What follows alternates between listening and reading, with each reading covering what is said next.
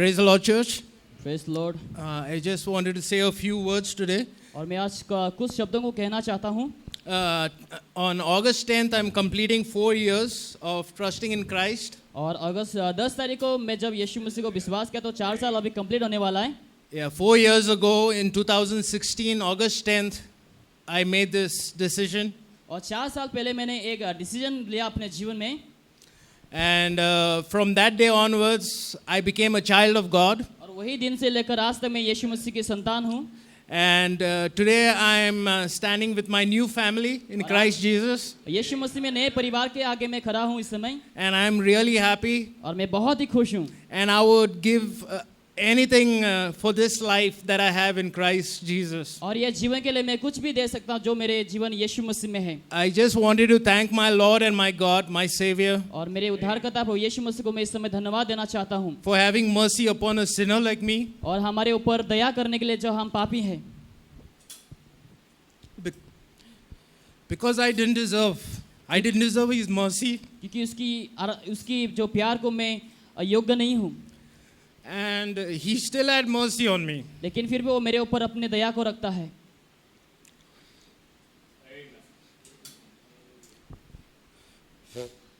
Sorry. I was a miserable sinner when I came to Christ. बहुत ही बड़ा पापी था मैं यीशु मसीह को जानने से पहले. I did not deserve His mercy. और मैं उसकी प्यार को मैं योग्य नहीं हूँ. But still He came out with His arms wide open to me. लेकिन अपने हाथों को फैलाकर मेरे जीवन में वो आया.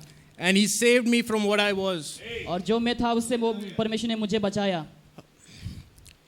I was headed straight to hell. और मैं नरक की ओर जा रहे थे.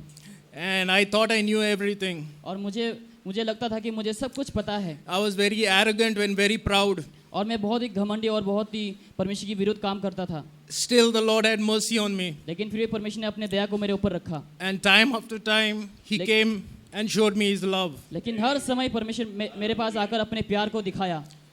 And as soon as I put my trust in Him, जैसे मैंने अपने विश्वास को परमेश्वर के ऊपर रखा, He made me a new creature. और मुझे वो नया सृष्टि बनाया. I'm a new creature today. आज मैं नया सृष्टि हूँ. I think differently today. और मैं बहुत ही आज अलग अनुभव करता हूँ. I live in the reality today. आज मैं सच्चाई में जीता हूँ. In the real world. और सही संसार में. Today if I die, I know exactly where I'm going. अगर मैं आज मरता हूँ मुझे पता है मैं कहाँ जाने वाला हूँ. I'm not scared. और मैं आज डरा हुआ नहीं हूँ. Because I know my God. क्योंकि मुझे अपने परमेश्वर के बारे में पता है. I know the God that created me and you. और मुझे वो भगवान के ऊपर पता है जो मुझे बनाया है. And He has given me a peace in my heart. और परमेश्वर ने मेरे अंदर शांति को दिया है. And His love is in my heart. और उसकी प्यार मेरे अंदर है. And in my life. और मेरे जीवन में. And there is nothing better in this world than to know God. और कोई अच्छा नहीं इस संसार में. And to get closer to God. और परमेश्वर के और करीब रहना. You know, I'm not a very educated guy. और मैं बहुत ही एजुकेटेड पर्सन नहीं हूँ. I was kicked out in 11th standard. और 11वीं क्लास में मुझे बाहर फेंका गया. Or I didn't get what do you call that? I didn't get into any other college because I was kicked out. और अलग कॉलेज में मुझे एडमिशन नहीं मिला. But I read the Bible. लेकिन मैं बाइबल को पढ़ा. The whole Bible. पूरा बाइबल को मैंने पढ़ा. And when I read the Bible for the first time, the whole Bible. जब पूरा बाइबल को मैंने पहली बार मैंने पढ़ा. I didn't understand anything much. मुझे कुछ भी पता नहीं चला. Just a little bit. केवल कुछ चीजों को मैंने समझा. And I used to ask stupid questions to pastor. और कुछ प्रश्नों को मैं पास्टर से पूछता था उस समय. But I still kept reading the Bible. लेकिन मैंने फिर भी बाइबल को लगातार पढ़ना शुरू किया. Because staying under the preaching of God's word. और परमेश्वर की दास के प्रचार के अधीन रहा मैंने. And I heard the word of God and I learned the word of God. और मैंने परमेश्वर के वचनों को सुनकर मैंने सीखा. And I studied the word of God. और मैंने परमेश्वर के वचनों का अध्ययन किया. Because that is what I was taught by my pastor. क्योंकि वही मुझे सिखा गया पास्टर के द्वारा. And he told me that is how you know God. और पास्टर ने मुझे बताया कि उस प्रकार से हमें परमेश्वर को जानते हैं हम. The only way we know God is through His word. और परमेश्वर के वचन के द्वारा हम परमेश्वर को जान सकते हैं. The second time I read the Bible, I didn't understand that much, but I understood a little bit more. और दूसरी बार जब मैंने पढ़ा वापस मैंने ज़्यादा नहीं समझा. And the first 2 times I finished it in 1.5 years. और 1.5 साल के अंदर मैंने 2 बार बाइबल पढ़ना खत्म किया. The third time it took me 2 years. और तीसरा बार जब मैंने बाइबल को पढ़ा वो 3 साल लगा मेरे लिए. 2 साल. 2 साल लगा. So it took me 2 years to finish the Bible third time because God started speaking to me. तो तीसरा बाइबल को पढ़ने के लिए मुझे 3 साल लगा. He started revealing Himself through His word.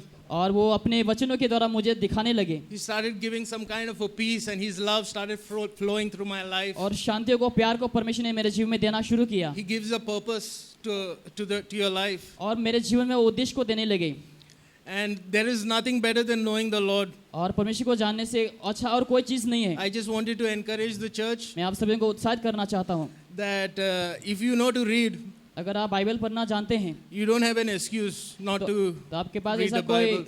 Excuse नहीं है।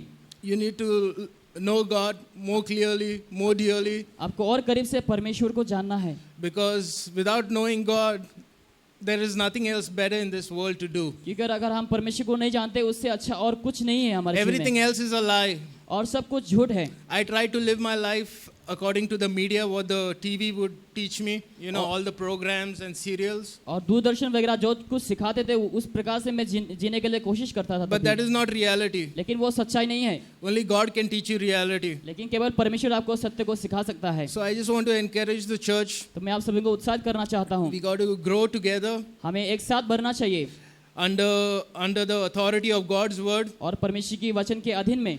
Okay, and if we don't read God's word, अगर आप परमेश्वर के वचनों को नहीं पढ़ते हैं we cannot come together as one family, तो एक परिवार के जैसा हम एक होकर नहीं आ सकते हैं thinking the same thing, और वही चीजों को देखते हुए what God wants us to think, और जो परमेश्वर हमें चाहते हैं सोचने के लिए and the life that God wants us to live. और जो जीवन परमेश्वर हमें चाहते हैं जीने के लिए। So let us grow together as one church, as one family. तो एक कलीसिया के जैसा एक परिवार के जैसा हमें बढ़ते रहना चाहिए। Okay, and I please pray for me और मेरे लिए भी आप सभी लोग प्रार्थना करें that I may walk always faithfully with our Lord Jesus Christ, ताकि परमेश्वर की मार्ग में सही तरीके से मैं हमेशा चलूं and that the Lord may always keep me humble, और परमेश्वर मुझे ताकि हमेशा नम्र रखे because I am very proud. क्योंकि मैं बहुत ही घमंडी हूँ। Thank you. सभी को धन्यवाद।